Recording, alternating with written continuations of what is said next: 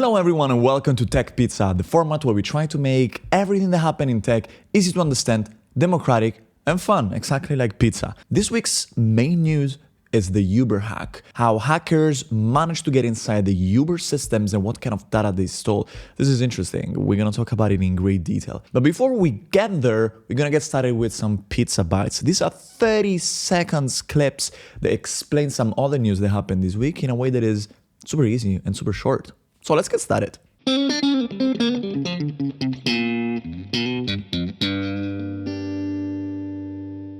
Pizza bite number one, Coinbase started putting right on the app information about US politicians and their views on crypto.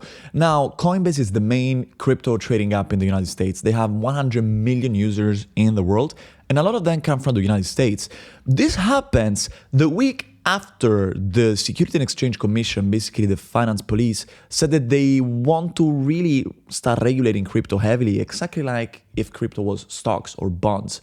Honestly, I think this is a clear way to manipulate public opinion on trying to vote people that are crypto positive, trying to elect crypto positive politicians.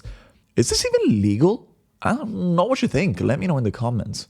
China has its own image generation AI. We talked about image generation AIs a lot. We talked about DALL-E. We talked about stable diffusion. China has its own model now. The model is called Ernie VILG. I definitely think that they should invest more in marketeers. I mean, this name is just unpronounceable. But the weird thing, and also a little bit sad, I may say, is that this model doesn't know anything about Tiananmen Square.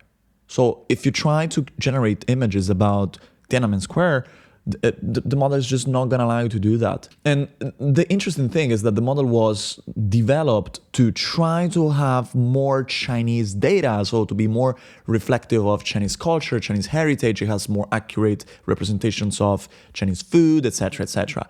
But it doesn't know what Tiananmen Square is. So even if this model captures the cultural specificity of China, it looks like it still hasn't escaped from the Chinese government's censorship. TikTok launched a clone of Be Real. Be Real is a French app that skyrocketed in popularity this year with more than 8 million downloads. It's an app that basically at a random point in time asks you and your friends to take a picture with the front and the back camera, and it's just supposed to, make you feel in the moment. TikTok launched this function called TikTok Now that it's the same thing. It looks like TikTok is copying Facebook's original strategy of just copying everything that could be a threat. What do you think about this? Do you use Be Real and are you going to use TikTok now? Let me know in the comments.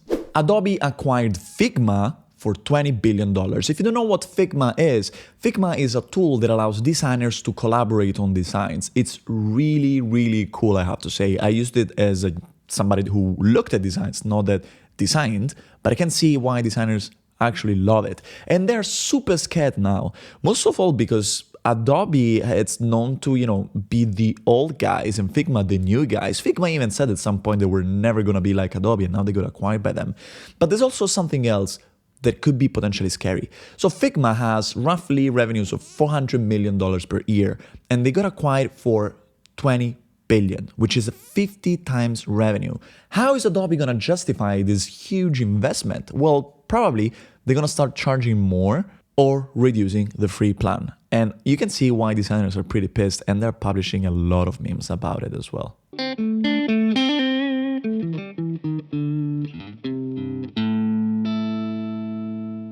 I am a hacker and Uber has suffered a data breach. This is a message that was posted on Uber's internal Slack, an internal communication system, a few days ago. So this hacker managed to get into Uber and potentially have access to everything and steal a lot of precious information. Let's try to understand these main news of the week. We want to get into how this person did it and what potentially he has done with this power that he gained access to. So first of all, he posted screenshots of the company's G Suite account. G Suite is basically the Google product where you can handle Google Drive, Gmail, and all that stuff. He posted this screenshot showing, fun fact, Uber has 1.1 petabytes of data. That's 1.1 thousand terabytes. It's pretty crazy, right? They also showed pictures of their internal accounting system, showing that the company spent $60 million just in August on travel and entertainment, with one person, apparently the vice president, spending $170,000 just in August on travel entertainment. Pretty crazy, right? So they have access to Google Suite, they have access to Slack, and they have access to their internal financial reporting system, I guess. They also, and that's probably the most dangerous thing, have access to AWS, which is the cloud service that the company uses to host their entire code base and to host their services. So potentially, the hacker may have used this access to steal data or to steal personal information. Uber says that hasn't happened, but it's still not clear whether that's the case or not. It's also really hard to verify. Now, let's talk about how this hacker gained access to Uber, because that's the interesting thing. So, everything starts with this person, apparently just one person, let's just assume it's one, okay, who gained access to the credentials of an external contractor, so email and password, and the WhatsApp number, which is going to be important later on.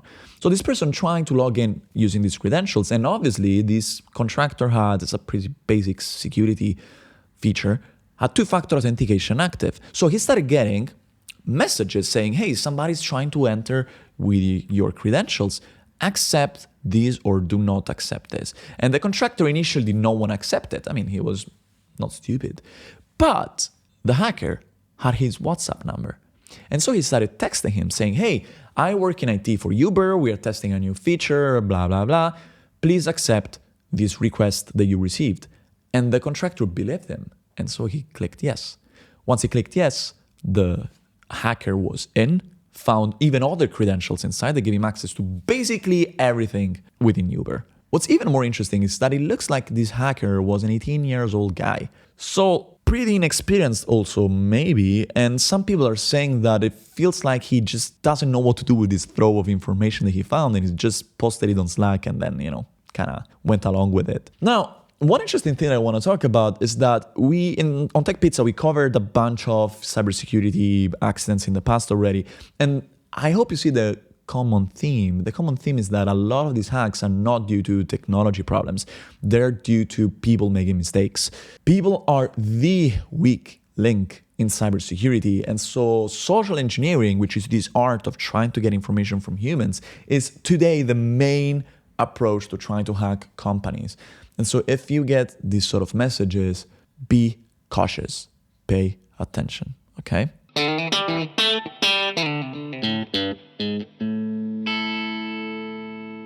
That's it for this week. I hope you enjoyed this episode of Tech Pizza. If you're not subscribed to the email newsletter, I highly recommend you do that. Let me tell you why.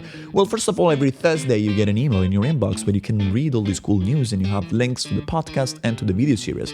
But also because I do a bunch of polls. So I ask information to the subscriber, ask them questions. What do you think about this? What do you think about this? You can vote, and then you see next week the results of your vote, which is pretty cool, I think, right? So go on tech.pizza, push your email there, and I'm gonna see you in your inbox next week. Ciao.